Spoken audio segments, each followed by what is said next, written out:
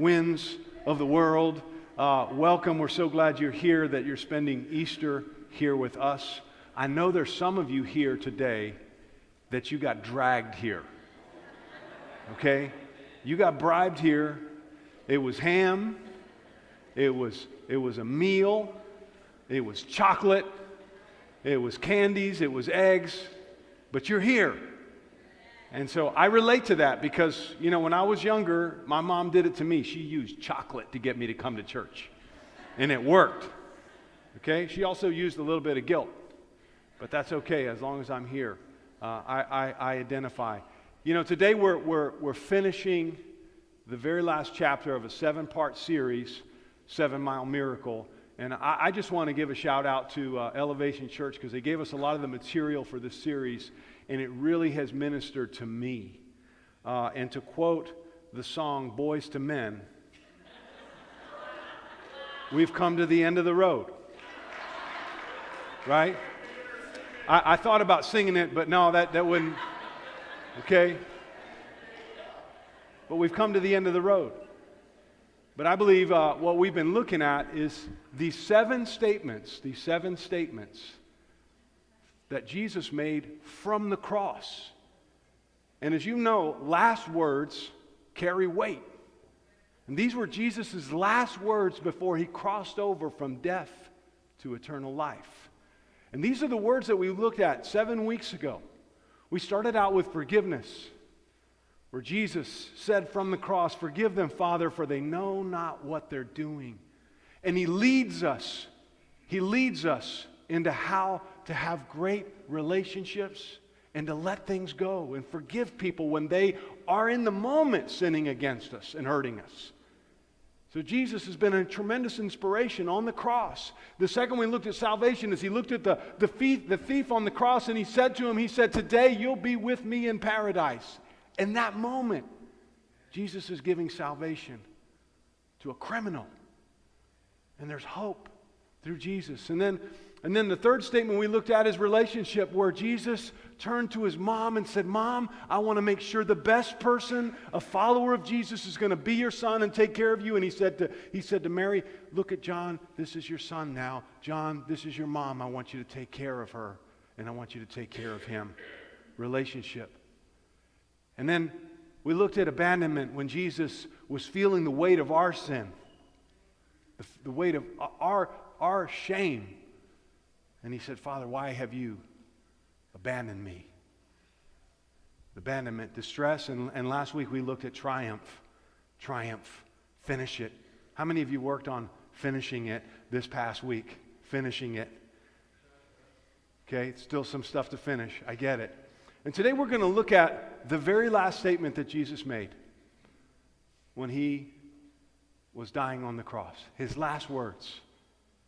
His last breath was my first breath. And I hope that today, what we talk about, this word that we're going to look at today, can be a game changer for you. And you may look at Christianity, you may look at the Bible and say, "Well, I'm not sure about all of this." I hope that you can take a step back today and take a look at how powerful these words are that Jesus is going to share with us today. So we're going to pick it up in Luke chapter 23. Jesus is on the cross at the very end. In verse 44, it says, "It was now about noon, and darkness came over the whole land until 3 p.m, for the sun stopped shining." God brought about a total eclipse to show the darkness of the moment, the sadness that he felt in his heart over what his son was going through in that moment. And the curtain of the temple was torn in two. Jesus called out with a loud voice, "Father, into your hands I commit my spirit." And when he had said this, he breathed his last. And it was over. And as we've been looking at this past few weeks, there's a story on Easter Sunday, that very morning. And we've been looking at these 2 companions, these 2 followers of Jesus. One of them, we know his name. And his name is, anybody know? Cleo. His real name is Cleopas, but we call him Cleo because we feel like we know him by now, right? But these two companions, they're leaving Jerusalem and they're going the other way. They've turned their back on Jerusalem and they're walking back to their hometown because all hope was lost. You see, for us it's a day of celebration, but for them it was a day of tremendous doubt and discouragement. See, because they put all their hope in Jesus, and he died like a criminal. But these words that Jesus said, we're gonna look at them and unpack them because I believe they have weight for us in our lives today. And so this road to Emmaus, Jesus in Luke 24, he goes after Cleo, leaves Jerusalem himself, and says, I'm going to go after these guys because they've lost hope, and I'm going to speak to them. So Jesus is sneaky. He comes up behind them. They don't recognize them, and he asks them, what are you talking about? Well, we're talking about this guy, our Savior, that we put all our hope in, and they killed him like a criminal. Imagine how ironic that is. That's kind of funny that Jesus would ask them about himself. It's kind of like the author of a book asking you about the book. Tell me about the book, right? It's kind of crazy. But Jesus spends his time, and when they're spending the time, he accompanies them and he challenges them. How could you give up on the prophets and all that's led up to this moment? And then they sat down for a meal, and Jesus broke the bread, and they looked at his wrists, and they saw the scars, and their eyes opened. They realized, oh my gosh, it's Jesus this whole time. See, sometimes you don't understand things until you've gone full circle. It's not until you look back that you understand the meaning of something that's happened in your life. See, because in the moment you don't get it. In the moment it's discouraging. In the moment it's defeat. In the moment it's challenge. But then when you look back, you realize, wow, there was God. There was Jesus. He was working the whole time in my life, in that sickness, in that hardship, in that challenge. So these guys, they see Jesus, and look at their words. In verse 33, they said, they got up and returned at once to Jerusalem, and there they found the 11 and those that were with them assembled together, and they said, it's true, it's true. Jesus did raise from the dead. And we saw him with our own eyes. We ate with him, we walked with him. He toyed with us, but he brought it out.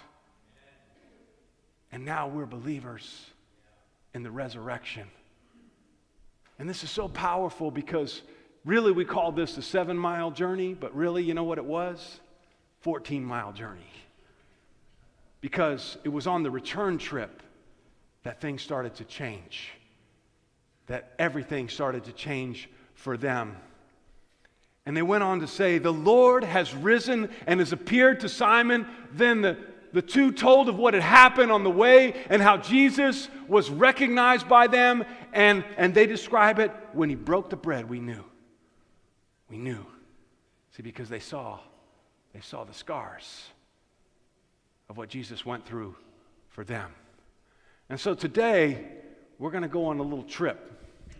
And we've entitled the message, Round Trip Resurrection. So we're not going to hear a lesson today, we're going on a trip. And I want you to go ahead and tell your neighbor, we're going on a round trip. We're going on a round trip. We're going on a round trip. Now, I want to tell you, because this trip is going to entail travel into the future. Have you ever noticed our obsession with traveling in time? I mean, how many movies have been made about time travel? I mean, it's crazy. Can I get a little participation? What's your favorite time travel movie? Okay, not all at once. Okay, I can't figure it out. Which? I'm sorry? Butterfly Effect. How about it? Yes. Yeah, Ron? Somewhere in Time. Oh, that's an emotional. Oh my gosh. Give me another one. Give me another one. Rudy? Time Traveler's Wife. Anybody else? How about the best one of them all? Huh? Back to the Future. There it is. There it is. For the teens in the house, that was the movie that they made when I was a teenager, a long time ago. But see, we have an obsession. We have an obsession with time travel. You know why? Because we want to know the future, don't we? We want to know the future. And we obsess on it. And what we're going to see is Jesus is going to speak to our future today in the most powerful way. And see, this is something, why we obsess with time travel is because we want a report from our tomorrow from someone who's already been there. Someone out there in the future that can tell us, how's this going to go? How's this going to turn out? Imagine your life. Imagine your life if you knew what was going to happen in the future. Some of you would have got some sleep last night. You know why? Because you're stressing. And you know what I love about God? You know what I love about God? He speaks to us in our present about our future. And if you and I will take the time to listen, our future will be so much different. And you don't have to travel in time. You can just know that everything's going to work out. See, we know a little bit about this.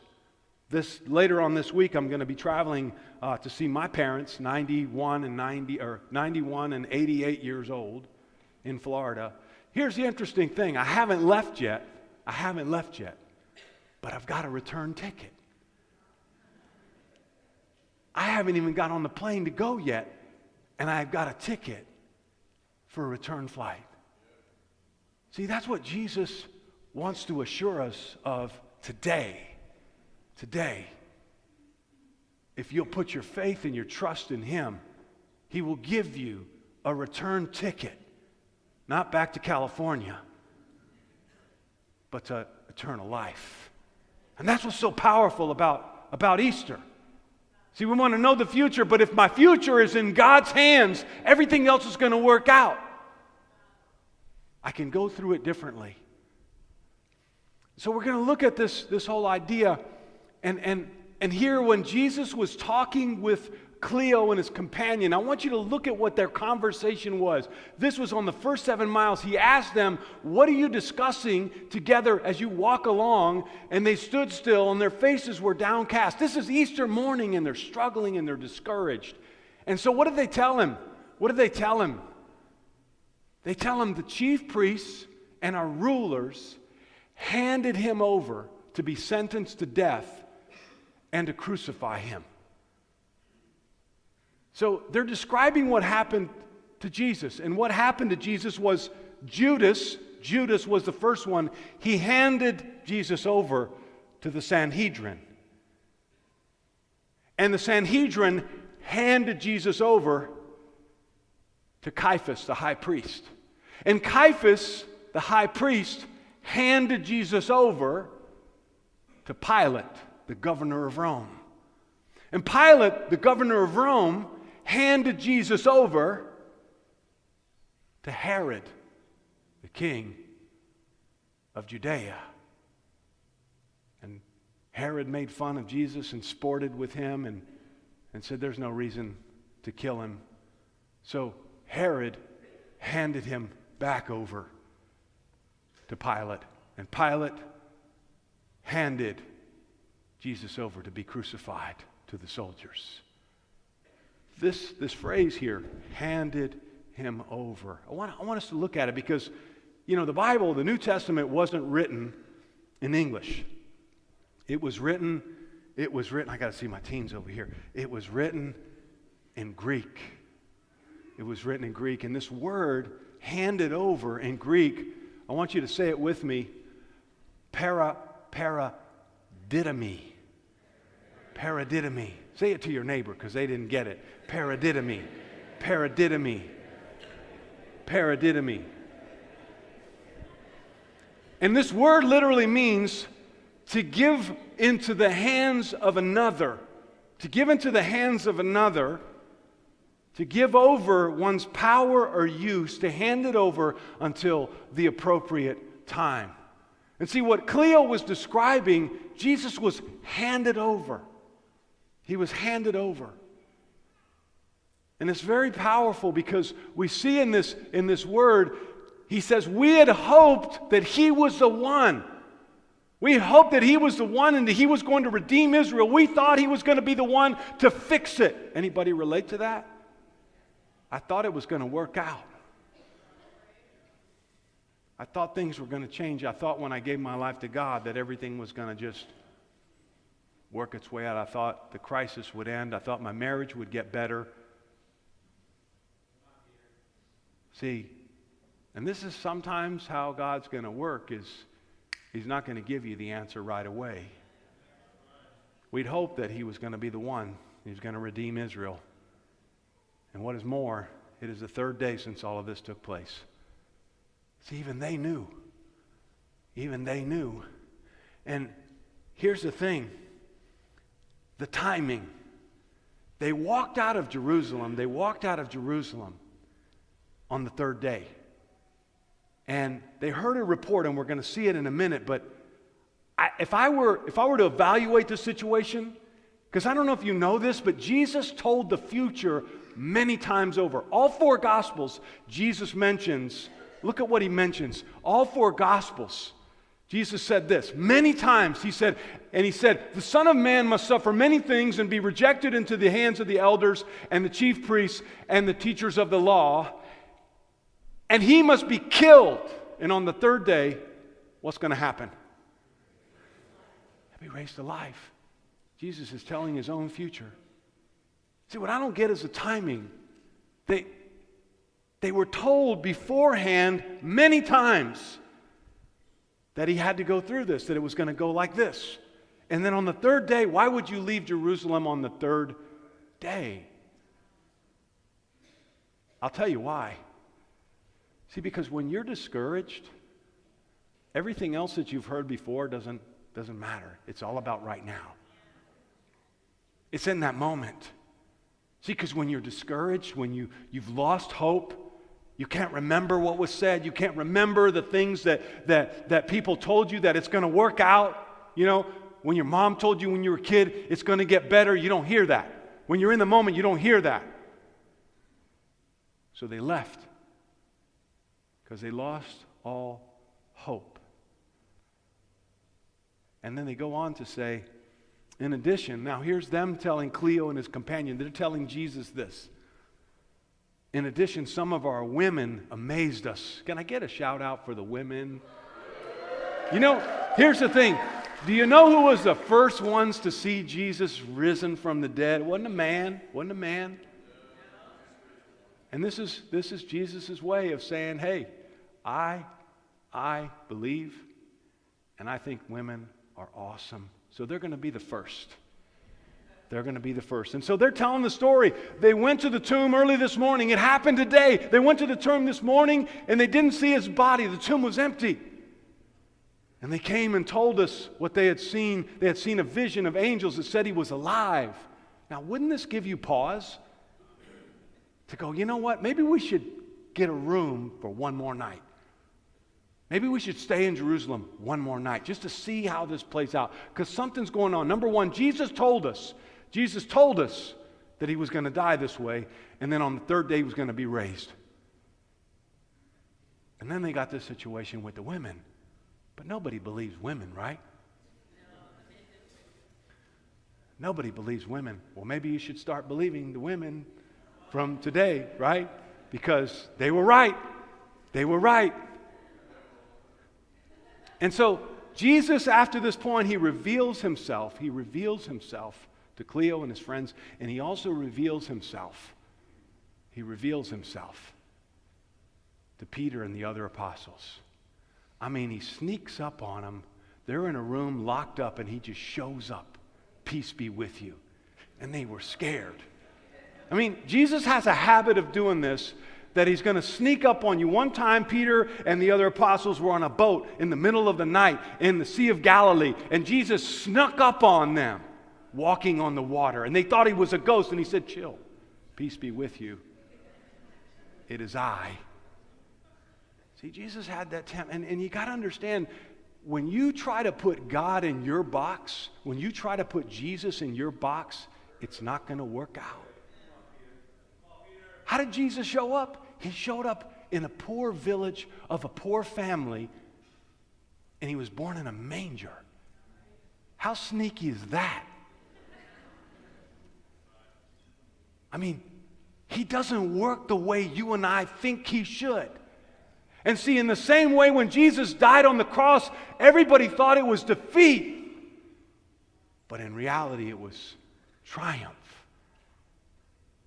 And maybe there's something to be said in your life. You're going through something right now where you think it's defeat, and God may be working on you to make sure that you understand there's going to be triumph if you will hang on and put your trust in Him. In Him. And so Jesus revealed Himself to them. And we looked at this last week. This was our phrase last week. When Jesus had received the drink, He said, "It is finished." And then with that, He bowed His head and He handed over His Spirit. Paradidomi. Paradidomi. Paradidomi. He handed over His Spirit. And so they got up and returned at once to Jerusalem. There they found the 11 and those that were with them assembled together and saying, "It's true, the Lord is risen, and He appeared to Simon." And so Jesus here is at this point where He's releasing. Ever notice that between the reveal and the release, there's space? Remember when the iPhone came out? Not the first version, but like the third. And they do this with shoes. They do this with movies, right? They get the reveal, but it hasn't been released yet, right? You got to wait a few months. See, and here's the problem that you and I have. When we hear something good from God, we don't want to wait till the release. And that's what happened to Cleo, and that's what happened to his companion. They quit. They quit. They quit too easy. 2017, UCLA Bruins versus Texas A&M. Fourth quarter. They're down 44-10. I got two groups of friends that were at that game. Guess what they did? They left. They left. See, I couldn't go because I had to work. It was Saturday. But they left. You know why? Game over. Whoa, whoa, whoa, whoa. Do you realize between the reveal and the release, because they didn't wait, they didn't see one of the greatest comebacks of all time in college football? I mean, Josh Rosen went off on them. I mean, he just lit them up in Texas A&M. Their heads were spinning. So why are we talking about football on Easter? Because my friends left the game because they thought the game was over. And this is what happens with you and me. Too often we quit because we think it's game over and this relationship is over, my future is over, this is not going to work out. We give up on God, we give up on things that He's given us, but we can't wait. And we miss some of the greatest comebacks of all time. But not somebody else, not some sports figure, not some sports team. No, you, your family, your life, your salvation, something that's much bigger than a game. And so we got to wait for the release. We got to wait for the release. And there's a space between the reveal and the release. And for all practical purposes, Saturday was the space between Friday and Resurrection Day. How are you handling your Saturday? How are you managing your Saturday? Because all of us go through it. One shape or another, we're going through it. How are you managing that? Are you ready to quit? And it's very typical today for us. I want us to look at this word here because Jesus, we looked at it last week, this whole idea of triumph. But it says that he bowed his head, and the word, when it says here in Greek, he gave up his spirit, he literally handed over. He handed over, paradidomi. He handed over his spirit to God. And I want us to look at this because this is our word today, the final word, and that is commitment. Commitment. Luke chapter 23, verse 46, Jesus called out in a loud voice, Father, into your hands, I hand over my spirit. So let's just walk you through it again. Judas handed Jesus over to the Sanhedrin, paradidomi. The Sanhedrin handed Jesus over to Caiaphas, the high priest, paradidomi. And Caiaphas handed Jesus over to Pilate, paradidomi. And Pilate handed Jesus over. So Jesus is changing a lot of hands, isn't he? I want you to understand the whole point of this is that Jesus' life was not taken. Jesus' life was given for us today. It was given. He was giving his life for us. And in this statement that Jesus is making, he's saying, listen, how can you tell if I'm committed to you in this relationship? Can you not see how many times they handed me over and what I went through for you? My commitment to you is unfailing. It's unfailing. His commitment to his Father, when he says this phrase, it's all done. I finished the job. I hand myself over. This is what he'd been doing his whole life. But see, I want to talk about this word because this word, handing ourselves over, it's a bad word. Commitment. Ooh, we don't like commitment. Commitment. I want you to know today on Easter Sunday, Jesus is committed to you. I mean, if you can't see it in all the hand changing and how Jesus handed himself over to Judas, to the Sanhedrin, to Caiaphas, to Pilate, to Herod, and then back to Pilate, then to the soldiers so that he could be killed and crucified in a horrific way, and finishes it. Father, into your hands I hand it over. But you know, I got to say this because a lot of us don't like commitment when we have to give it, do we? But when we want it,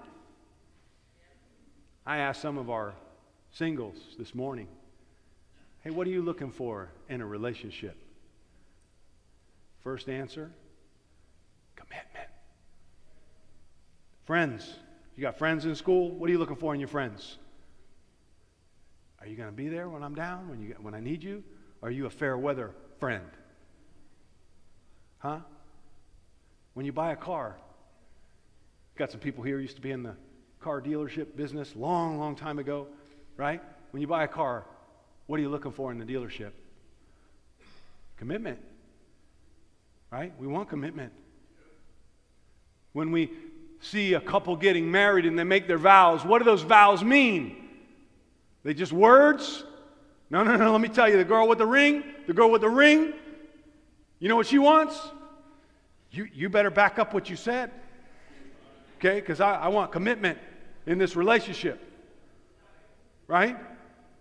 Are you going to be committed to me? And we want it, but here's the deal. We don't like giving it. We don't like giving it. Beware of the relationship where the other person doesn't want to give what you're going to give. You know what they call that? Relationship experts, you know what they say? That's a toxic relationship. See, because it's toxic because it's got some selfish poison wrapped up in it. That person's never going to meet up to your expectations because you're going into this relationship. I'm speaking to the ladies right now. Ladies, do not get involved with a guy who's all about himself. Don't do it. because your heart's going to get broken. And I want to be honest with you, because for me in my life, this was my problem. I was committed, but to me. It was all about me. And it wasn't until I understood what Jesus did for me on the cross, it broke me. It broke me. See, my problem, my whole life has been, it's all about me. And I'm never committed to anyone, and I'm never committed to God like this. And it was my solution. It was the fix to everything. And so I really want to really challenge you this week, because I know it's Easter and we're going to have ham and everything else, but I really want you to go away from today and unpack commitment. See, because Jesus handed himself over. He handed himself over, but do you think he's just going to expect fair weather friendship from you? See, because we do this today. You know what we do? And I'm not going to do that to you today, because we get these things on Easter Sunday. They're called peeps. Peeps, you know what they are? I got one right here. Man, they're sugar-coated. They got so much sugar, you bite into them, it breaks your teeth. There's so much sugar it's coated. Listen. I'm not going to sugarcoat the gospel to you today. I'm not going to do it. You know why? See, because if we sugarcoat the gospel, it's going to let you down just like that toxic relationship. See, because you're going to go into it thinking that if I am half committed, if I just do just enough, I want to find a church where I got to do as little as possible. I want to find a relationship with God where I can do as little as possible. But on the last day, I get to go be with Jesus. Really? You're going to sugarcoat what he did on the cross for you? And you're going to shortchange yourself from some of the most beautiful times in a relationship. The most beautiful times in a relationship is when there's commitment. I can count on you. You can count on me. And if you let me down, I'm going to forgive you, but you better come back and be committed. That's what Jesus is saying here. So today, the walk-away statement is, hand it over. Hand it over. What are you not willing to hand over? When Jesus hands it over to you. I mean, really, look at what Jesus has done for us.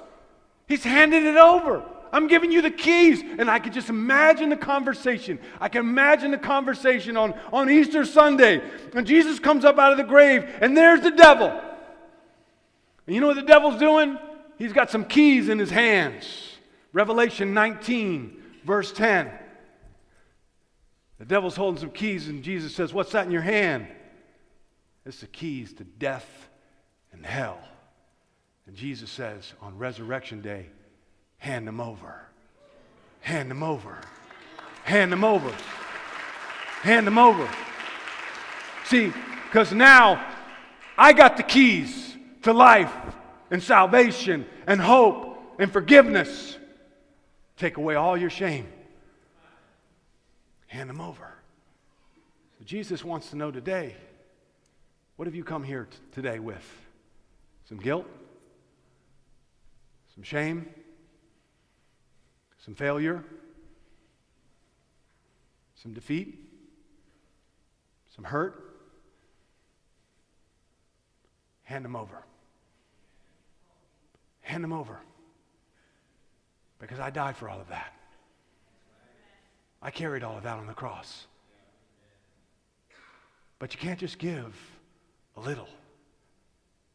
You can't just, I'm going to get rid of my guilt, get rid of my shame, when the most important part of you that's holding you back, that's going to set you free, is your whole self. Hand it over. That's how we should respond on Easter Sunday. Are you ready to paradidomi? Paradidomi. Are you ready to hand it over? And think about our families, guys. Think about our families if there's a spirit of paradidomy. You know why children resent their parents? Because there's sometimes not a lack of commitment. Sometimes we resent our friends because there's a lack of commitment. You know how marriages go south? Because there's a lack of commitment. Voice from the back. But if you want to fix all of that, it can start today. Jesus says, hand it over, and let me teach you how to have the best relationships. And let me take care of your future. Hand over your anxiety. Hand over your worries about the future, because I've covered it. See, because I got the keys. I got the keys right here. The keys to death and life. I got them from the devil. He was waving them, and they're his no longer. And so today, I want to encourage you. I want to encourage you on Easter Sunday to think long and hard about handing over your life. For me, it was pretty easy. You know why? Because I'd made a mess of my life. I hurt people that I loved because of my selfishness and because of my lack of commitment. And then I learned from Jesus what it means.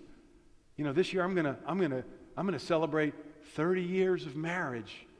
Do you know how impossible?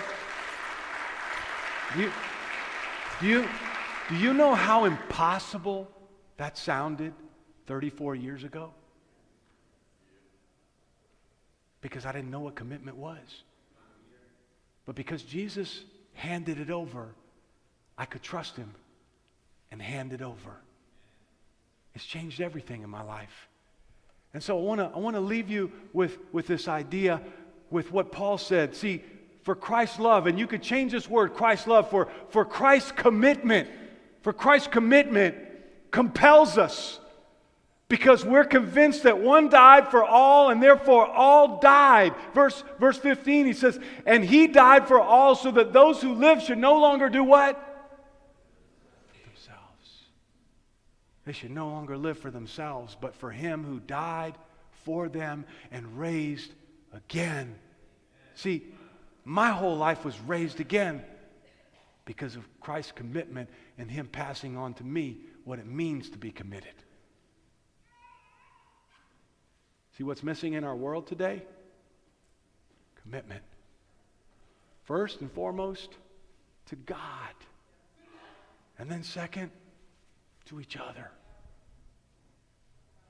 Hey, you're down 44-10, and it's a third quarter, and there's 4 minutes left. Are you going to walk out? Or are you going to hand it over and let God finish the game for you? Let God carry your marriage, your family, your future to triumph. That's what hangs in the balance today, Easter Sunday. And so I want to leave you with this before we take the communion is number one, celebrate. Celebrate the fact that Jesus handed it over. He handed it over for you. He didn't hand it over for somebody else. He handed it over for you. For you. He went through that passing of his life and his future. Celebrate that, what Jesus has done in your relationship. And number two is, how can you reciprocate that commitment in your relationships? And if you don't know what the answer to this question is, ask the people in your life. Oh, they'll come up with it quick. I can always count on, hey, what's missing in our marriage? When my wife, I ask her, she'll tell me. And you know what? I'll tell her too. This is an easy answer. In your friendships, hey, what's missing? What's missing? Ask somebody. And then for our guests that are here today, I really want to encourage you to learn what commitment can do in your life. Stop looking at commitment as a bad thing.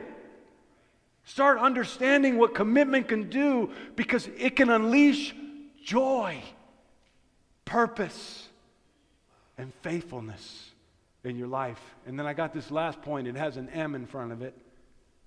An M in front of it. You know who this point's for? Men. Oh, I got to leave you with something, my men in the room. Guys, listen. Guys, listen, I got to tell you, there is a cycle in our society right now amongst us as men that we've got a misconception about commitment, that commitment is bad, and you don't want to be committed. Listen, we got to reverse the cycle of uncommitment. And I want to say that to all the men in the room today. If you decide today to be a committed man, you can change the lives of people in your life. Listen, one of the most grateful things that I feel towards my father, 91 years old, he was faithful to my mom. One life, one wife. Let me tell you, that's a beacon. He wasn't committed in other areas, and we worked all that out, okay? We worked it out. But in that area, men today, if you'll decide to be committed to God, and then in your relationships, and you could change things for so many people. It's why we're in trouble right now, okay? And you can't fix everybody, and you can't fix everything, but you can work on you. And you can get in your circle on Resurrection Day and say, hey, let's make a commitment to God and to our families and to our friends. Let's pray for the communion. Heavenly Father, we want to thank you today for Resurrection Sunday. We want to lift up the name of Jesus. We want to thank you for him, God, that he was handed over so many times, and he ended it all by handing himself over to you and to us. Father, as we take the communion right now, I pray that we can receive the bread and the fruit of the vine as Jesus handing over his life to us. And Father, that we will reciprocate the gesture and hand ourselves over to you.